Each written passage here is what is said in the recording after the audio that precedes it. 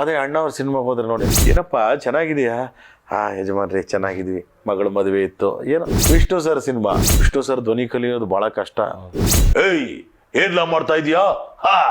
ಹೌದು, ಅದನ್ನೇ ಕೇಳೋಕ್ ಬಂದಿರೋದು, ನ್ಯಾಯವ ಬಾರ್ಲಾ ಈ ಕಡೆ. ಕಣ್ಣುಗಳು ನೋಡಿ, ಅದ್ಯಾರು ಸಾಹಸ ಸಿಂಹ ಅಂತ ಹೆಸರಿಟ್ರು ನಮ್ಮ ಜೋಶಾಯಮನ್ ಸರ್. ಸಿಂಹದ ಕಣ್ಣು ತರನೇ ಇದೆ.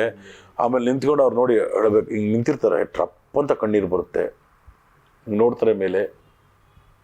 ನೋಡ, ನಾನು ಹೇಳೋದಿಷ್ಟೇ, ಇಷ್ಟಕ್ಕೂ ನಿನ್ನಂತ ಕೆಂಬುತ್ತ ಕಾಗೆಗೂಡಲ್ಲಿ ಕುತ್ಕೊಂಡು ಅದೇನೋ ಹೇಳ್ತಾ ಇದ್ದಂತೆ, ಲೇ ನಾನು ಯಾರಂತ ನಿನಗೆ ಗೊತ್ತಿಲ್ಲ, ಲೇ ಕಪಾಲಿ ಕಪಾಲಿ ಕಪಿ ಬಾರೋ ಹೇಳ್ರಪ್ಪ. ಅವನು ಹೇಳ್ತಾರ, ನನ್ನ ಮೇಲೆ ಹಣ ಇಟ್ಟೇಳು, ಮುಚ್ಕೊಂಡೋಗ ಲೇ. ಅವನು ಹೇಳ, ನಿನಗೆ ಯಾಕೆ ಬೇಕದು? ಅವನು ಹೇಳ್ದ, ನೀನು ಕಂಡಿದ್ದ ನೋಡಿದ್ದ ಬಾಲ ಸುಮ್ಮನೆ. ಅದೇ ಅಣ್ಣವ್ರ ಸಿನಿಮಾಗೆ ಹೋದ್ರೆ ನೋಡಿ, ಎಲ್ಲ ಅಲ್ಲಿ ಅವ್ರು ಯಾರು ಮಾತಾಡಿದ್ರು ಅಲ್ಲಿದು ಅದೇ, ಏನಪ್ಪ ಚೆನ್ನಾಗಿದೆಯಾ? ಯಜಮಾನ್ರಿ ಚೆನ್ನಾಗಿದ್ವಿ, ಮಗಳ ಮದುವೆ ಇತ್ತು. ಏನೋ ಅಲ್ಲಿದ್ದಕ್ಕೆ ಅಲ್ಲಿದು. ವಿಷ್ಣು ಸರ್ ಸಿನಿಮಾ ಹೋದರೆ ಅಲ್ಲೂ ನೋಡಿ, ಅವ್ರು ಮಾತಾಡ್ತಿದ್ದದ್ದು, ಅವರ ಒಂದು ವಿಷ್ಣು ಸರ್ ಧ್ವನಿ ಕಲಿಯೋದು ಭಾಳ ಕಷ್ಟ, ನಾರ್ಮಲಾಗಿ ಮಾತಾಡೋದು. ಅದೇ ಅವ್ರದ್ದು ಆ್ಯಂಗ್ರಿ ವಾಯ್ಸ್ ಅಂದರೆ ಅದರಲ್ಲಿ ಮಿಮಿಕ್ರಿ ಮಾಡ್ಬೋದು. ಏಯ್ ಏನ್ಲ ಮಾಡ್ತಾ ಇದೀಯಾ? ಹೌದು, ಅದನ್ನೇ ಕೇಳೋಕ್ ಬಂದಿರೋದು, ನ್ಯಾಯವ ಬಾರ್ಲಾ ಈ ಕಡೆ ಅಂತ ಅವರೆಲ್ಲ ಹೋಗ್ತಾ ಇದ್ರು. ಇನ್ನು ಅವರು ಸಾಫ್ಟಾಗಿ ವಿಷ್ಣುವರ್ಧನ್ ಅವ್ರು ಮಾತಾಡೋದು ಅಂದರೆ, ವಿಷ್ಣುವರ್ಧನ್ ಅವರ ನಿಜವಾಗ್ಲೂ ವಿಷ್ಣುವರ್ಧನ್ ಅವ್ರು ನೋಡಿದಾಗ ನನಗೆ ಅವರು ಅಳೋ ಸೀನ್ ಬರುತ್ತೆ, ಎಮೋಷ್ನಲ್ ಸೀನು. ಅವ್ರ ಥರ ಯಾರೂ ಮಾಡೋಕ್ಕಾಗಲ್ಲ ಅಂತ ಅನಿಸ್ಬಿಡುತ್ತೆ ಒಂದೊಂದ್ಸರಿ. ಯಾಕಂದರೆ ಅಷ್ಟು ಅಚ್ಚುಕಟ್ಟಾಗಿ ಆ ಕಣ್ಣುಗಳು ನೋಡಿ, ಅದ್ಯಾರು ಸಾಹಸ ಸಿಂಹ ಅಂತ ಹೆಸರಿಟ್ರು ನಮ್ಮ ಜೋಶಾಯಮನ್ ಸರ್. ಸಿಂಹದ ಕಣ್ಣು ಥರನೇ ಇದೆ. ಆಮೇಲೆ ನಿಂತ್ಕೊಂಡು ಅವ್ರು ನೋಡಿ ಹೇಳ್ಬೇಕು, ಹಿಂಗೆ ನಿಂತಿರ್ತಾರೆ, ಟ್ರಪ್ ಅಂತ ಕಣ್ಣೀರು ಬರುತ್ತೆ, ನೋಡ್ತಾರೆ ಮೇಲೆ.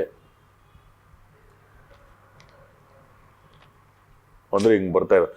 ನಾವು ಅದರಲ್ಲಿ 5% ಮಾಡೋಕ್ಕಾಗಲ್ಲ. ಆದ್ದರಿಂದ ಡಾಕ್ಟರ್ ರಾಜ್ಕುಮಾರ್ ಅವ್ರದ್ದು, ವಿಷ್ಣುವರ್ಧನ್ ಅವ್ರದ್ದೇ ಒಂಥರ ಅಭಿನಯ, ಅವ್ರದ್ದೇ ಒಂದು ರೀತಿಯ ಸಂಭಾಷಣೆ, ಅವರ ಅಭಿನಯನೇ ಬೇರೆ. ಅಂಬರೀಷ್ ಅವರು ಅವ್ರದ್ದು ಬೇರೆ.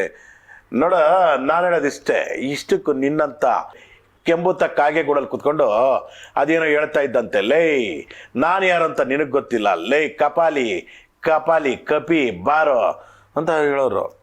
ಆಮೇಲೆ ಅವರು ಮಾಮೂಲಿ ಸಂಭಾಷಣೆ ಅವರು ಜನರಲ್ಲಾಗಿ ಕೂತ್ಕೊಂಡಾಗ, ಹೇಳ್ರಪ್ಪ. ಅವನು ಹೇಳ್ತಾರ, ನನ್ನ ಮೇಲೆ ಹಣ ಇಟ್ಟೇಳು, ಮುಚ್ಕೊಂಡೋಗ ಲೇ. ಅವನು ಹೇಳ, ನಿನಗೆ ಯಾಕೆ ಬೇಕದು? ಅವನು ಹೇಳ್ದ, ನೀನು ಕಂಡಿದ್ದ ನೋಡಿದ್ದ ಬಾಲ ಸುಮ್ಮನೆ. ಅವನೇನೋ ಹೇಳ್ದ, ನಾನೇನೋ ಮಾಡಿದೆ ಅಂತಲ್ಲ, ಏನು ನಡೆಯುತ್ತೆ ಅದೇ, ನಮ್ಮದು ಏನಿಲ್ಲ ಅಲ್ಲಿ. ಅದು ಅವರಿದ್ರೆ ಹಿಂಗೆ ಅಂದ್ಕೊಡೋರು.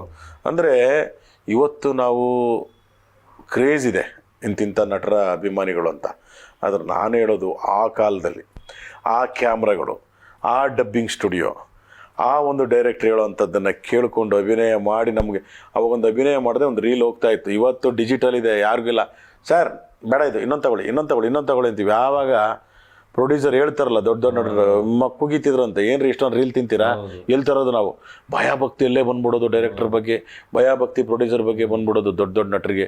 ಅಂದರೆ ಇವತ್ತು ನಾವು ಏನು ಕ್ರೇಜ್ಗಳು ನೋಡ್ತಾ ಇದ್ದೀವಿ, ಅವೆಲ್ಲ ಡಾಕ್ಟರ್ ರಾಜ್ಕುಮಾರ್ ಅವರು, ಡಾಕ್ಟರ್ ವಿಷ್ಣುವರ್ಧನ್ ಅವರು, ಡಾಕ್ಟರ್ ಅಂಬರೀಷ್ ಅವರು, ಶಂಕರಣ್ಣ ಅವರು, ರವಿಚಂದ್ರನ್ ಅವರು ಎಷ್ಟು ಸಿನಿಮಾಗಳು ಮಾಡಿದ್ರು, ಎಷ್ಟು ಚೆನ್ನಾಗಿ ಜನರ ಜೊತೆ ಮಾತಾಡ್ತಿದ್ರು.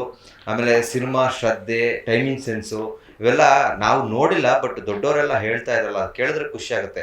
ಇತ್ತೀಚಿನ ದಿನಗಳಲ್ಲಿ ಆ ಒಂದು ಗೌರವ, ರೆಸ್ಪೆಕ್ಟು ಕಡಿಮೆ ಆಗ್ತಿದೆ ಅಂತ ಅನಿಸ್ತಿದೆ. ಮೊದಲೆಲ್ಲ 300 ವಾರ, 200 ವಾರ, 100ನೇ ವಾರ ಸಿನಿಮಾಗಳು 1 ವರ್ಷ, 2 ವರ್ಷ, 3 ವರ್ಷ, 5 ವರ್ಷ ಓಡಿರೋ ಸಿನಿಮಾಗಳು. 5-6 ವರ್ಷ ಇವತ್ತು 5ನೇ ದಿನ, 6ನೇ ದಿನ, 10ನೇ ದಿನ ಅಂತ ಹಾಕೋಬೇಕು.